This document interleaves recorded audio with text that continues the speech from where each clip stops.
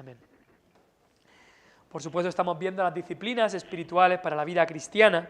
Hemos visto la asimilación de la Escritura, la oración, en la que vimos la última semana, estuvimos acabando esto, vimos que la oración se espera del cristiano, se aprende como cristiano, y la semana pasada vimos que la oración obtiene respuesta. Ahí le falta una S, pero dice respuesta, obtiene respuesta la oración. Cristo dijo, pedid y se os dará. No dijo pedid y a lo mejor, no, dijo pedid y se os dará. La oración obtiene respuesta si pedimos como Dios dice que pidamos, por supuesto. Y vimos que la oración cambia las cosas. No es que cambie el decreto eterno e infinito de Dios, sino que la oración cambia las cosas que vemos a nuestro alrededor. Almas que estaban andando en pecado y oramos por ellas y Dios las cambia. Pecados en los que habíamos caído por años y oramos y oramos y oramos y Dios cambia las cosas. Dios cambia las cosas a través de la oración. Vimos algunas citas y luego vimos ese texto que hablaba de Jacob luchando con el ángel y le decía, no te dejaré si no me bendices. Y un ejemplo de lo que es la oración perseverante.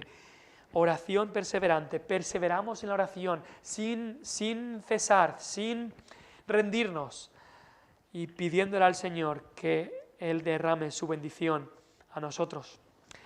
Hoy vamos a ver otra disciplina, la tercera de esta disciplina, que es la adoración. No es lo mismo que la oración, esto es la adoración. Hemos leído el Salmo 150 que habla de una parte de la adoración, que es la alabanza, y dice al final todo lo que respira debe alabar al Señor. Ahora, cuando hablamos de disciplinas espirituales, las religiones de este mundo hablan de disciplina. El budismo, los monjes budistas hablan de mucha disciplina, tienes que ser muy disciplinado para practicar esta religión. Los testigos de Jehová hacen su disciplina de andar y se supone que evangelizar por toda la ciudad. Los mormones también, el Islam también tienen sus pilares que tienen que seguir sus disciplinas. El catolicismo romano también tiene también insta a sus fieles que sean muy disciplinados. Ahora, ¿cuál es la diferencia de eso a las disciplinas que estamos estudiando? Pues la gran diferencia es que las disciplinas de la religión, sea cual sea la religión, son disciplinas que te atan. Pero las disciplinas espirituales de las que estamos hablando no son disciplinas para crear ataduras. Alguien dijo que la verdadera autodisciplina espiritual mantiene a los creyentes dentro de los límites, pero nunca les impone ataduras. Su efecto es agrandar, expandir y liberar. Es lo que decíamos ya hace unas semanas cuando veíamos la ilustración de el que está aprendiendo a tocar el violín. Para poder tener de verdad libertad en el violín, va a tener que haber una disciplina, un estudio, que a veces puede ser difícil, pero una constancia en el estudio, en esa disciplina, para al final poder tener esa libertad. Y de igual manera en la vida cristiana. Para poder tener libertad verdadera en la vida cristiana, necesitamos ser disciplinados en estas disciplinas espirituales. Para poder tener libertad en la oración, como veíamos. Para poder derramar nuestro corazón libremente y a nuestro Dios, pues necesitamos disciplinarnos en estas prácticas que estamos diciendo. Cristo dijo, conoceréis la verdad y la verdad os hará libres. Y así es el Evangelio, te libera de las ataduras del pecado, te libera de las ataduras de intentar ganar favor de Dios con buenas obras, pero al disciplinarte en conocer estas verdades de Cristo, más libertad traerá a tu vida. Porque estas son disciplinas que provienen del Evangelio, no son disciplinas para ganarte favor de Dios, entonces sí que traerían ataduras, sino que son disciplinas porque hemos recibido el favor de Dios. Entonces es importante que entendamos eso, son disciplinas que provienen del Evangelio. Entonces, vamos a tratar ahora la disciplina de la adoración y solo la trataremos en el día de hoy. Ya Dios mediante la semana que viene pasaremos a otra disciplina. Tenemos que entender que hay adoración falsa y adoración verdadera y bíblica. Los pueblos de la tierra, en el tiempo del Antiguo Testamento y también del Nuevo, adoraban a sus dioses. Los incrédulos adoran a sus dioses. Cuando ves a 100.000 personas que se reúnen en un estadio para un concierto, están adorando a su Dios. Puede ser el dios de la música, puede ser el dios de esa misma persona, que es un ídolo, y adoran a esa persona. Puede ser el dios de las letras que esa persona canta, que están adorando a esos conceptos. Puede ser diferentes dioses, pero están adorando a dioses, por supuesto, dioses falsos. Pero se puede también, como hizo el pueblo de Dios en el pasado, decir que adoramos a Dios, al único Dios verdadero, pero honrarlo solo de labios. Por eso dijo Dios de su pueblo en el Antiguo Testamento: este pueblo de labios me honra, pero su corazón está lejos de mí. Son gente que se reúne a adorar, pero está lejos. Entonces vamos a ver algunas cosas sobre la adoración. Primero, que la adoración debe ser solamente a Dios, solamente a Dios. El primero de los mandamientos dice: no tendrás dioses ajenos delante de mí. Y no, eso significa no adorarás a ningún otro Dios que a mí. Deuteronomio 6:13 dice: al Señor tu Dios temerás, a Él solo servirás y por su nombre jurarás. Un solo Dios debe ser adorado. Todo lo demás es idolatría, todo lo demás es rebelión, todo lo demás es no adorar al único Dios verdadero, pues es tener dioses ajenos delante de Dios. Y el mismo Cristo se lo repitió a Satanás. Cuando Satanás le dijo en la tentación: te daré todo esto si postrado me adorares.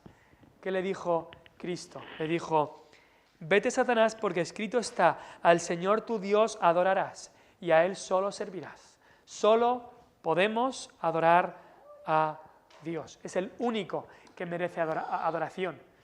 Por eso, en la canción que hemos cantado de Sé exaltado, hemos podido cantar al Padre, al Señor Jesucristo y al Espíritu Eterno, porque estas tres personas son Dios, un único Dios en tres personas.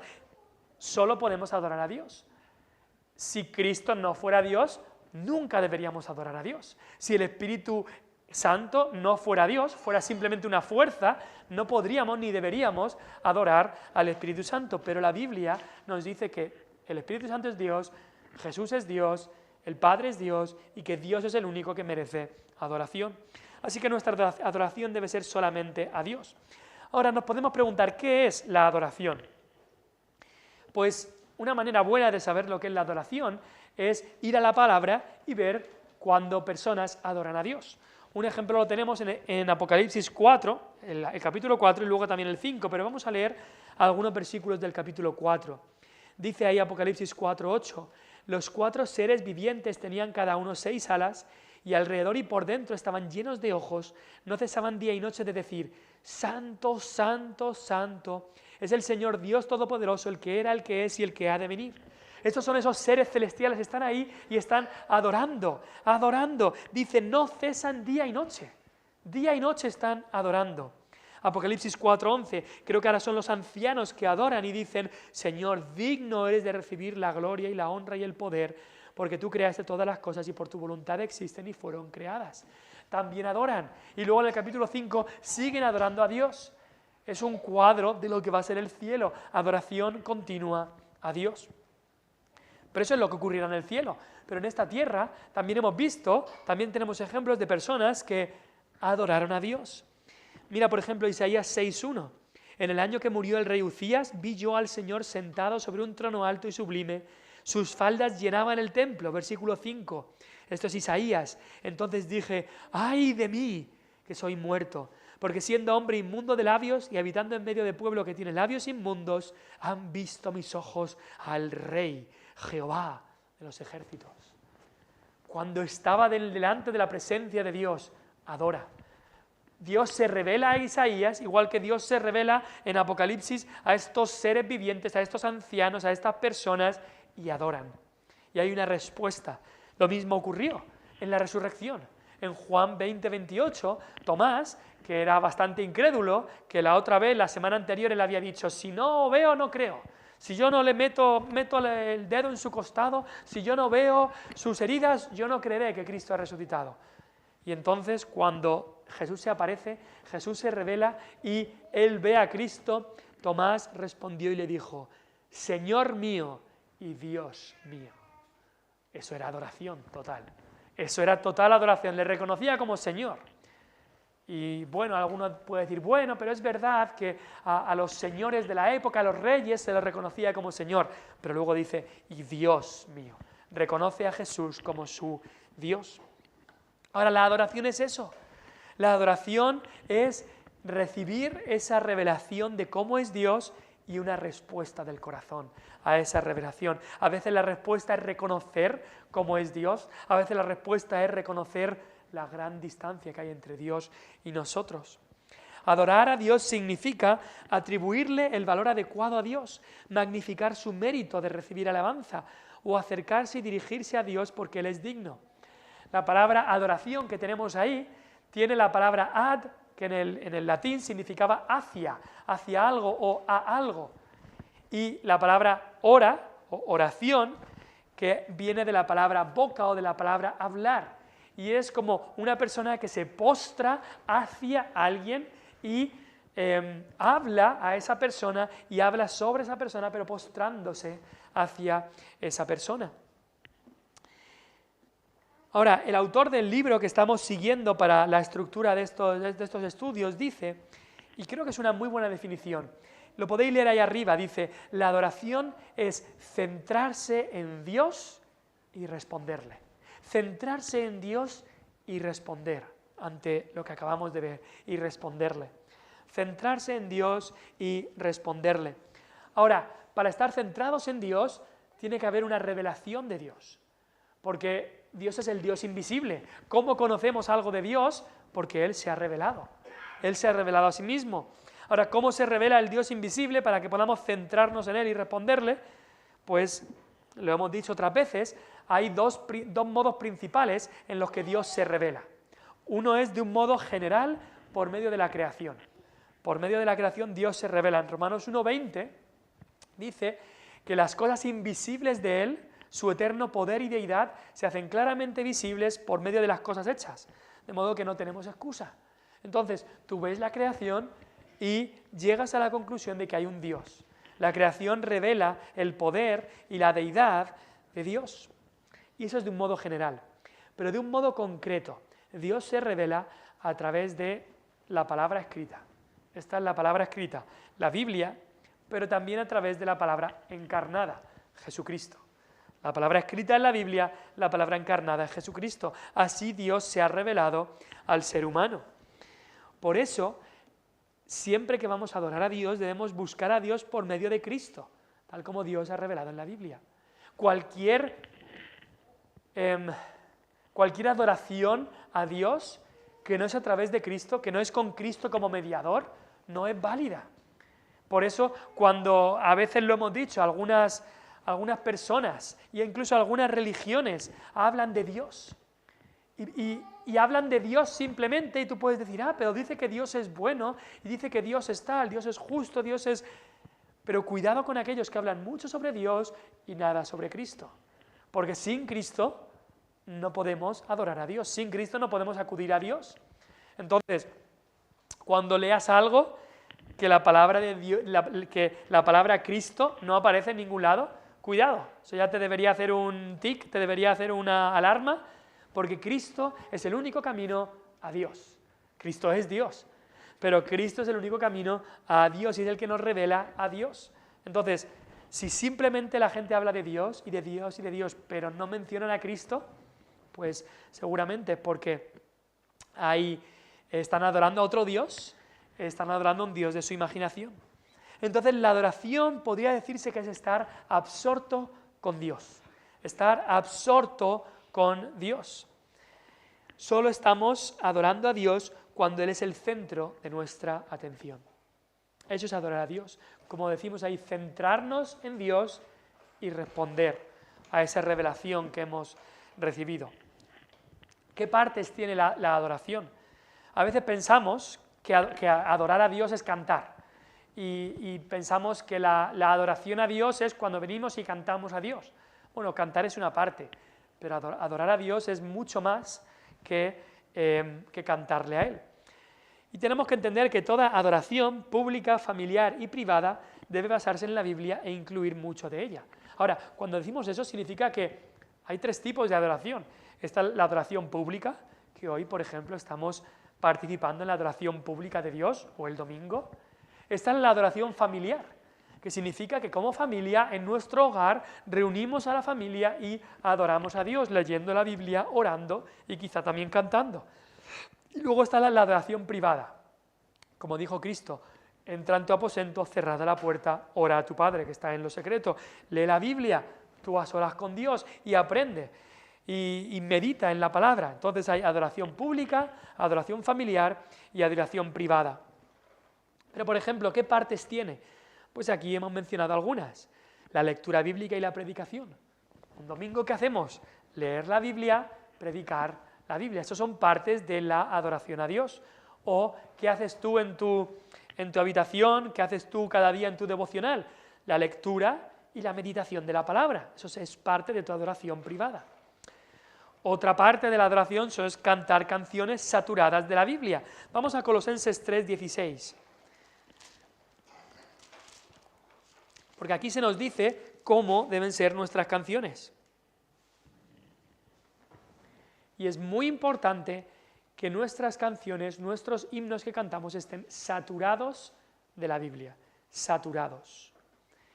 Dice ahí Colosenses 3:16, la palabra de Cristo more en abundancia. Eso quiere decir habite, que la palabra de Cristo habite en abundancia en vosotros, enseñándoos y exhortándoos unos a otros en toda sabiduría. Eso habla pues de enseñarnos, de predicar, de discipulados, de estudios bíblicos, enseñándonos y exhortándoos unos a otros en toda sabiduría. Pero también hay otra parte, dice, cantando con gracia en vuestros corazones al Señor.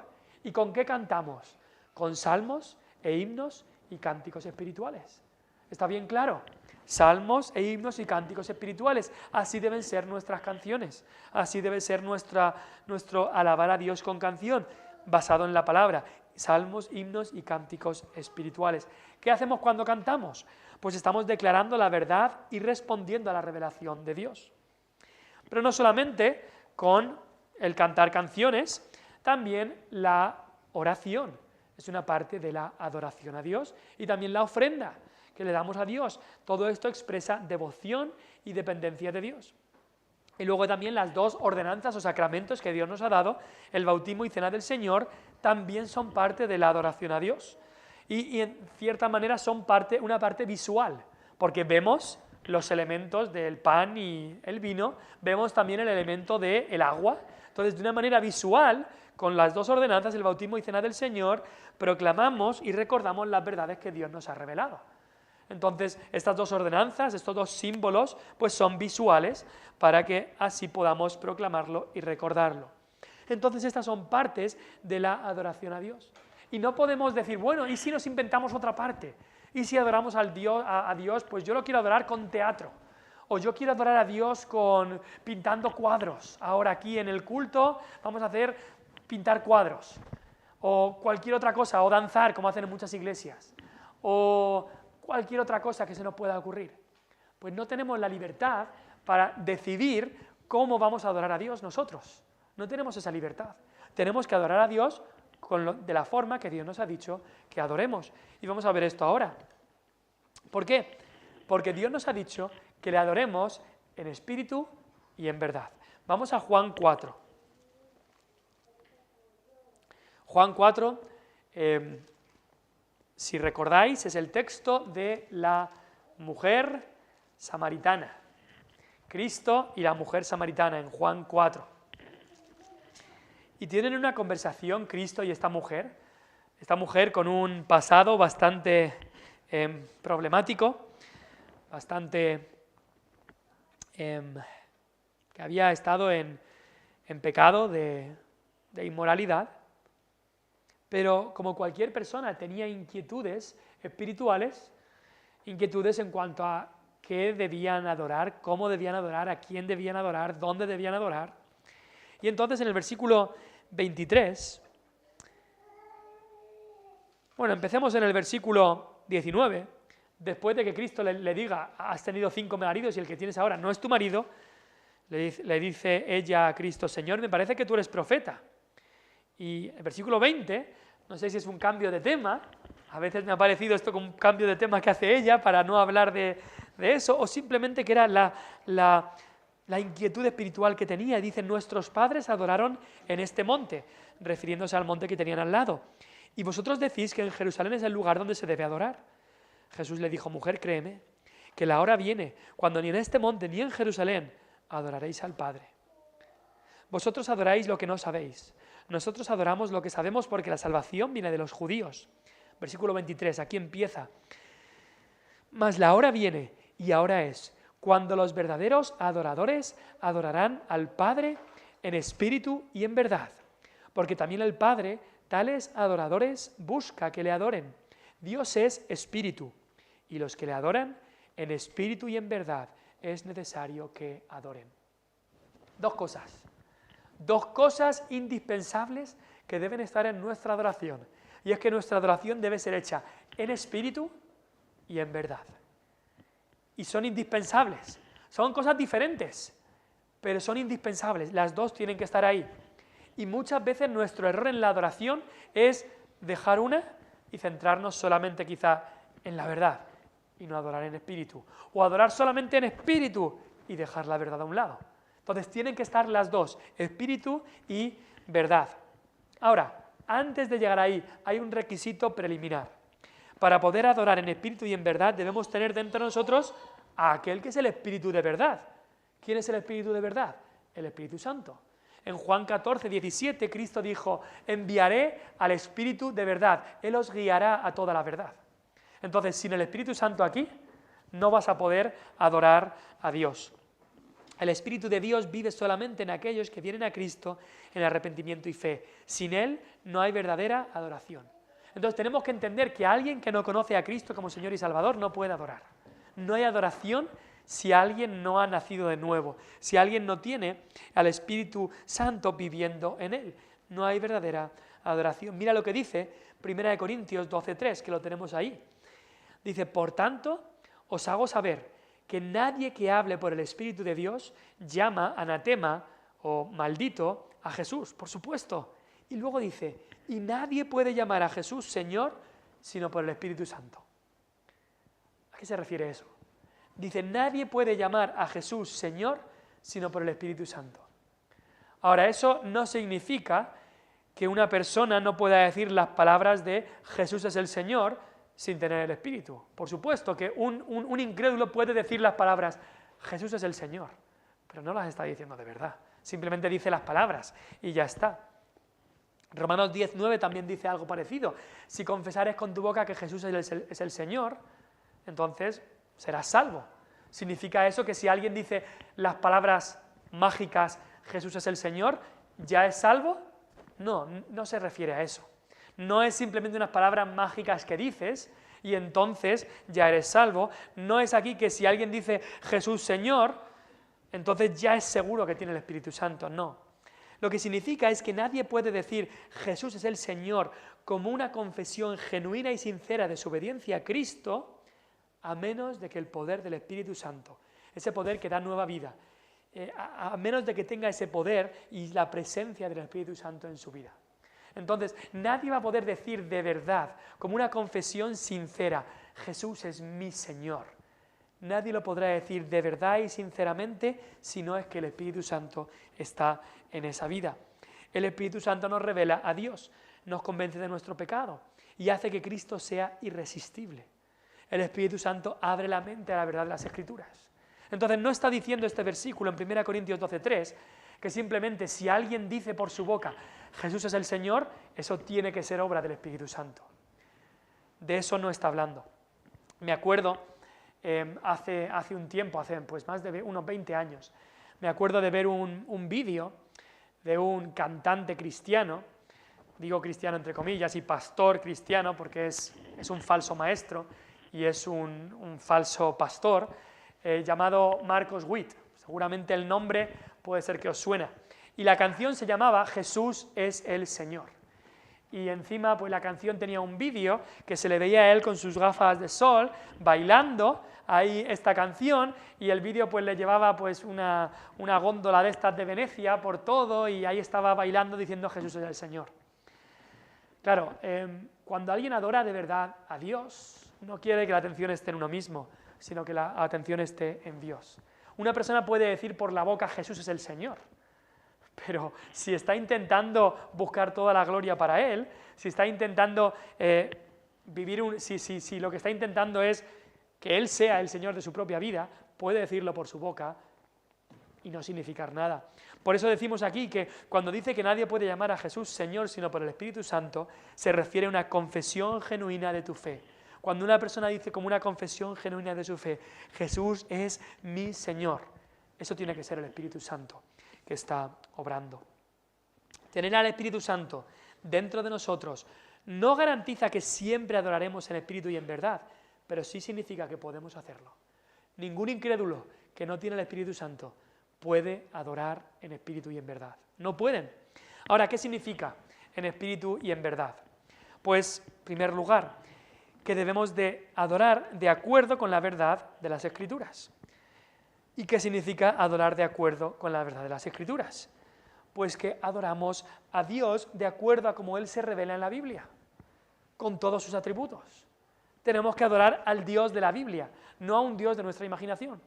Desgraciadamente hay muchos que cogen unos atributos de Dios y otros los quitan. Me gusta el atributo, y eso se lleva mucho ahora, el atributo del amor de Dios, pero el de la justicia y la ira no me gustan. Me gusta el atributo de este tipo de atributos, pero los otros no me gustan. Entonces muchos hacen eso, cogen, recortan las páginas que no quieren, de alguna manera, esto no me gusta, no adoro a ese tipo de Dios, adoro al Dios de esta parte de la Biblia, no al Dios de esta parte. Y crean un falso Dios, que no es el Dios de toda la Escritura.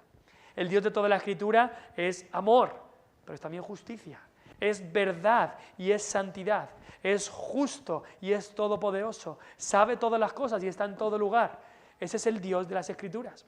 Y desgraciadamente mucha gente, en muchas iglesias evangélicas hoy en día, cuando se habla de los atributos de Dios, no tienen ni idea. No podrían ni escribir un par de atributos de Dios y no sabrían definir esos atributos de Dios. Entonces eso es un problema que hay y no estamos adorando en verdad cuando no adoramos al Dios que se revela en la Biblia. Pero también adorar en verdad significa adorar a Dios de la manera que Él aprobó en la Biblia, es lo que decíamos antes.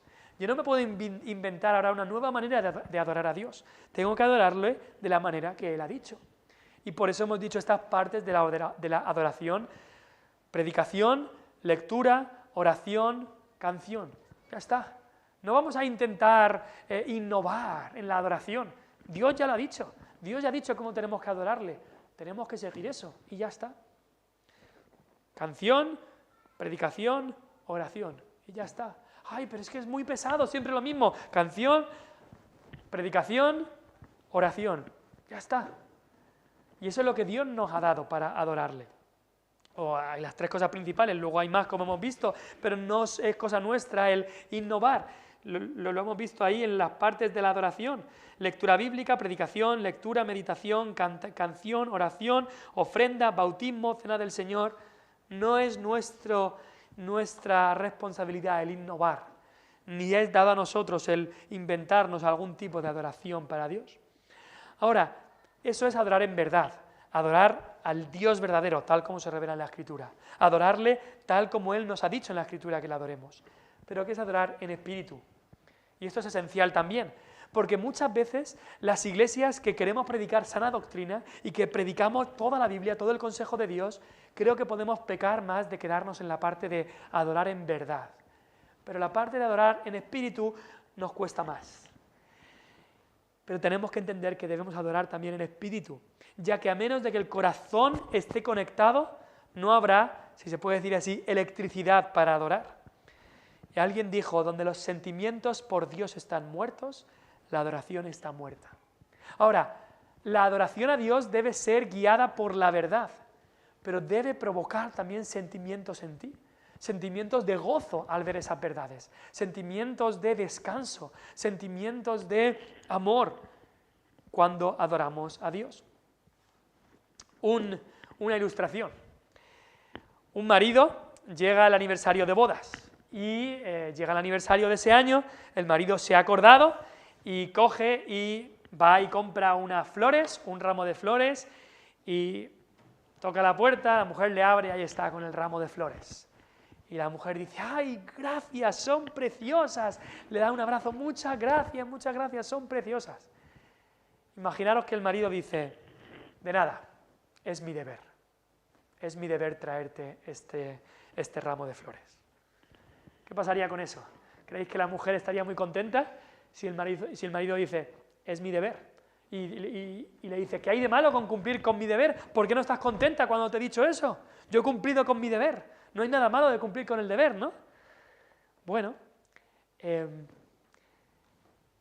regalar estas flores podría ser algo contradictorio si se hace así, porque si la motivación no es que el marido ama a la mujer, sino que la motivación es solamente que el marido debe hacer esto, pues esas flores casi van a ser una ofensa más que algo bueno y algo que ella va a agradecer. Y si aplicamos esto a nuestra forma de adorar, muchas veces hacemos lo mismo. Yo adoro a Dios por deber. Yo voy a leer la Biblia por deber. Yo vengo al culto porque es mi deber. Yo ofrendo porque es mi deber. Yo voy a bautizarme o voy a participar de la cena del Señor porque es mi deber. Yo oro porque es mi deber. Si solo es por deber, entonces le estamos hiriendo el corazón de Dios, si se puede decir así. Es como ese marido que dice, toma las flores, es mi deber traértelas. No, hombre, no.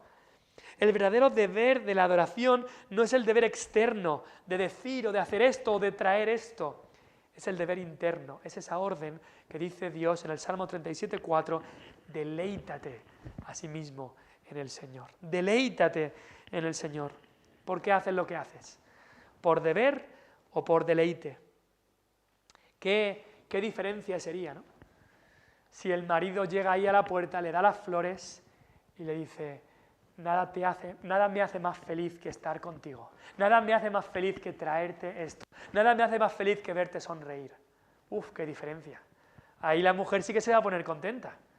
Y lo mismo debería ocurrir en nuestra vida.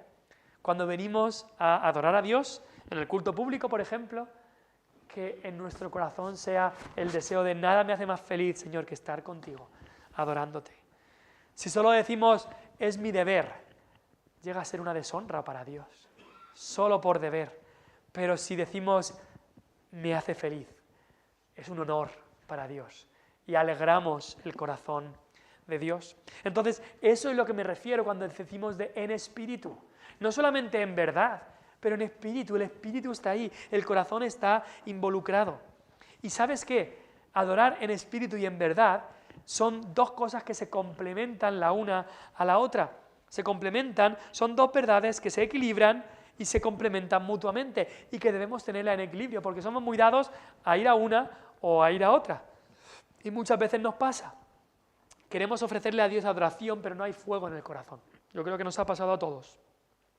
¿Cómo podemos luchar para que la adoración sea en verdad, pero también en espíritu, que sea de corazón? Pues meditar en las verdades de la palabra de Dios puede suscitar esas emociones y ayudarnos a adorar en espíritu. ¿Cómo adorar en espíritu? Pues fijándote y meditando más en las verdades. También por el otro lado, un corazón justo que ama a Dios y que tiene sentimientos hacia Dios, que el espíritu está deseando a Dios, va a amar las verdades de Dios en su palabra para ser guiado por esas verdades. Así que las dos tienen que estar ahí. Y cuidado con inclinarnos más a unas, porque quizá adorar solo a Dios en verdad y dejar el espíritu nos puede llevar a una adoración fría, una adoración casi muerta. Y desgraciadamente algunas iglesias de sana doctrina que oyes predicaciones que son completamente basadas en la palabra, pero simplemente se centran en la verdad, pero han dejado de un lado el adorar a Dios en espíritu. Otras iglesias, y esas abundan mucho quizá en el círculo pentecostal, es adorar a Dios en espíritu, en las emociones, en el sentimiento, y basan todo en los sentimientos, y no están adorando en verdad, y también pierden la bendición. Así que las dos tienen que estar ahí, en espíritu y en verdad. Así debemos adorar a Dios. ¿Qué pasa si paso por un periodo de sequía espiritual? Quizás te has hecho la pregunta, ¿por qué continuar con la disciplina de la adoración? De venir al culto público de adoración, de adorar a Dios personalmente en tu devocional diario. ¿Debería dejarlo? Si no lo siento, si estoy un poco seco por dentro, ¿debería dejar de adorar? Si lo veo como una rutina ya, ¿debería dejarlo y ya está? Y la respuesta es no, no. No debemos dejar de practicar estas formas de adoración, aunque no tengamos grandes sentimientos de adoración. Primeramente porque hay algunas cosas en las que debemos perseverar hasta cuando no tengamos ganas de hacerlo, porque es lo correcto. Dios nos dice, todo lo que respira, adore al Señor. Pero no solo eso. También tenemos que saber que nuestra adoración, aún la mejor, va a ser imperfecta. Pero es muchas veces cuando venimos a adorar a Dios, aún con el corazón no como debería estar, cuando venimos a adorar a Dios, tanto en tu aposento como en la congregación, como en la iglesia, que Él anima nuestro corazón, nos da deseos, el avance en recuperar ese gozo y libertad en la adoración, vendrán prácticamente siempre en el contexto de la adoración. Y lo he escuchado muchas veces, gente diciendo, mira, es que yo hoy no tenía ningunas ganas de ir a la iglesia, no tenía ningunas ganas, pero me forcé a mí mismo a ir. Y el Señor me habló de una forma tan especial que me reanimó y me devolvió el fuego y ahora estoy otra vez con muchas ganas de servir al Señor y de adorar al Señor. Entonces es a través de la adoración que el Señor te reanima para adorarle a Él más y más.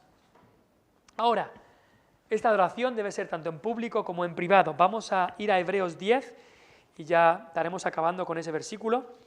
Hebreos 10, versículo 25.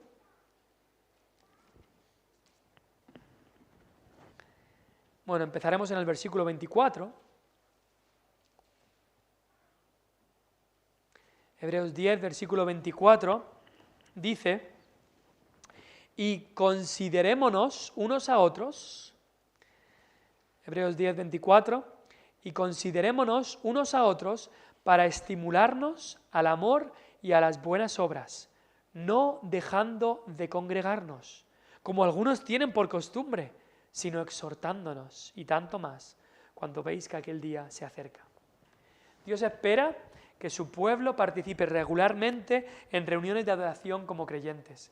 El centro de esta disciplina de adoración implica desarrollar el hábito de congregarse fielmente con otros cristianos con el propósito principal de adorar a Dios. No adora a Dios el cristiano que dice, yo no me reúno. No adora a Dios, porque una parte de esa adoración a Dios, una gran parte, Dios ha dicho que sea con otros creyentes. Así que el cristiano que dice, yo no me reúno, yo no quiero congregarme en ninguna iglesia, no está adorando a Dios como debe, porque hay una parte pública y otra parte privada en esta adoración. No dejes de adorar en público. Esto es importante, la iglesia no es una colección de individuos aislados, no. La iglesia no es un montón de personas aisladas que son la iglesia de Cristo, no. El Nuevo Testamento describe a la iglesia con metáforas e ilustraciones de gente unida, no aislada, sino unida. Rebaño. Un rebaño no son ovejas desperdigadas por todo el mundo. Un rebaño es un montón de ovejas que van juntas. Eso en Hechos 20:28. También la iglesia es vista como un cuerpo. Si ahora mismo me cortan las extremidades y alguien que está desmembrado no es un cuerpo, son miembros de un cuerpo por ahí desperdigados, pero un cuerpo está unido, un cuerpo funciona unido. También es descrita como un templo, la iglesia. Un templo, si tú tienes los materiales para el templo, pero no lo construyes y no está unido, no es un templo, son los materiales de construcción y ya está. Pero el templo está unido, el edificio está unido. Y también es descrito como una familia. Una familia tiene los padres, los hermanos, los tíos, los abuelos, los nietos, los cuñados, todo es la familia. Y la familia tiene esa unión. Cada una de estas descripciones implica que hay partes, pero que están unidas. Hay partes que están unidas. Ahora vivimos en una sociedad individualista, que solo habla de yo solo. Yo me lo guiso, yo me lo como, yo puedo hacer todo yo solo, y mi fe es algo personal, mi fe es algo que llevo yo. Y pensamos que un cristiano puede vivir sin iglesia. La Biblia nos dice que no. Un cristiano sin iglesia es como una oveja sin rebaño, como un brazo sin cuerpo, como una columna o un ladrillo sin edificio, como un niño sin familia. No es lo que Dios quiere. No es lo que Dios quiere. Ahora, congregarse significa reunirse en presencia física con otros creyentes. Esto es importante, presencia física. Vivimos en el tiempo de las nuevas tecnologías, de las videollamadas, de las retransmisiones online y todo eso. Y damos gracias a Dios porque gente que, por ejemplo, hoy está enferma puede estar viendo el culto por internet.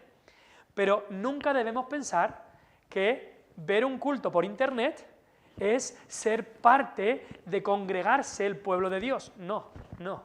Ver un culto por internet, si no hay otra opción, pues puede ser una ayuda, pero nunca es un sustituto para congregarse con el pueblo de Dios. No podemos autoconvencernos de que nos reunimos con otros cristianos cuando por medio de las nuevas tecnologías los vemos adorar en su iglesia. Conozco a algunas personas. Hace tiempo hablaba con unos creyentes y me decían que viven aquí en España, pero no, nuestra iglesia está en Sudamérica y nosotros nos reunimos cada domingo con nuestra iglesia en Sudamérica. Bueno, no coges un avión y te vas a Sudamérica y vuelves cada domingo. No, se refería a que se reunían porque con el ordenador se reunían con su iglesia y veían el culto y de alguna manera estaban viendo los cultos por internet. Eso no es congregarse. Eso no es congregarse. Congregarse habla de presencia física. Tuvimos la pandemia, no nos podíamos congregar y gracias a Dios teníamos algo para poder escuchar las predicaciones y demás, pero no es un sustituto. No puede ser un sustituto a congregarse los creyentes. Pero es algo que yo creo que el verdadero creyente sabe que no es lo mismo. Dile a un abuelo que es lo mismo ver a su nieto en una videollamada que tenerlo al lado. Y te va a decir el abuelo, de eso nada. Hijo, a mí no me muestres una videollamada de mi nieto, tráeme al nieto a casa para que yo esté con él. Porque la presencia física es totalmente distinto a una videollamada en un móvil. De igual manera, la presencia física en la congregación del pueblo de Dios es imprescindible para cumplir este mandato que Dios nos da, no dejando de congregaros físicamente. Ahora hay circunstancias, como hemos dicho, enfermedad, distancia y demás, pero cuando esté dentro de nuestra posibilidad y tengamos los medios, debemos congregarnos y no dejar de adorar en público. Las cosas más maravillosas que Dios ha hecho, las ha hecho a través de la adoración pública del pueblo de Dios. Por eso un cristiano que va por ahí diciendo que es cristiano, pero no quiere saber nada del cuerpo de Cristo, de la iglesia, que no se reúne, no se congrega, es una contradicción de términos. Alguien que dice, yo amo a Cristo, pero no quiero saber nada de la esposa de Cristo. Yo amo a Cristo, pero no quiero obedecer a Cristo, pues está desobedeciendo, no ama de verdad a Cristo. Mejor no decir que uno es cristiano si va a estar haciendo estas cosas, porque es una ofensa, es una piedra de tropiezo para otros. Pero, hemos dicho, no dejes de adorar a Dios en público, pero también no dejes de adorar a Dios en privado. Cuidado con pensar, yo vengo a la iglesia, ya está, esa es toda mi adoración a Dios. Vengo incluso 2 veces por semana, ya está, no tengo que adorar más a Dios. No, nos equivocamos si pensamos así. Debemos seguir el ejemplo de Cristo y era su costumbre adorar en público en la sinagoga y también adorar en privado. Y eso ya lo vimos en Lucas 4 y Lucas 5. El escritor Tozer dice, si rehúsas adorar a Dios 7 días por semana, tampoco lo adorarás un día a la semana. Piensa en lo que dice. Si rehúsas adorar a Dios 7 días por semana, tampoco lo vas a adorar un día a la semana. La verdadera adoración como actividad que hago una vez a la semana no existe. Yo voy una vez a la semana y esa es mi adoración a Dios. No, eso es lo que Dios decía. Este pueblo de labios me honra, su corazón está lejos de mí. Vienen una vez al año y ya se piensan, eso es adoración a Dios. No. La adoración pública te va a dejar insatisfecho porque no busques esa satisfacción en Dios en privado. Imaginemos, un joven, un niño, come todos los días chucherías y chocolate. Le pones delante el plato de comida más caro del mundo, un chuletón tremendo, un arroz con bogavante o lo que sea, y no va a tener gusto para eso. ¿Por qué? Porque está acostumbrado a chucherías y chocolate. Le pones el plato más caro y no sabe cómo comérselo, no le gusta, no tiene gusto por esas cosas. Así le pasa también a mucha gente. No adora a Dios en casa, no se satisface su alma con Dios en casa y luego llega aquí el domingo y no se enteran. No le encuentran ningún gusto a lo que estamos cantando, no tienen gusto por las cosas de Dios ni a la palabra, claro, porque no se llenan de eso en casa. Entonces, cuando adoramos en privado, en nuestra casa, eso nos da un deseo más grande de adorar en público. Además, si tú descuidas la adoración a Dios en privado, no sabrás reconocer la comunión con Dios en cultos públicos el día del Señor. Muchos hay que van a iglesias donde no se adora a Dios. Se adora a otras cosas, pero no se adora a Dios. ¿Y por qué siguen por años y décadas en iglesias que no se adora a Dios? Porque no adoran a Dios en casa. Y como no saben lo que es la adoración verdadera, van a un sitio que les ofrece entretenimiento, les ofrece conciertos, les ofrece lo que sea, y se creen que eso es adoración a Dios, cuando no lo es. Así que debemos adorar a Dios en espíritu y en verdad, en privado y en público, reconociendo quién es Él. Hemos dicho, adorar a Dios es centrarse en Él, mirarle a Él, enfocarse en Él, y entonces hay una respuesta en nuestro ser, una respuesta de adoración. Eso es adorar a Dios y pedimos que el Señor bendiga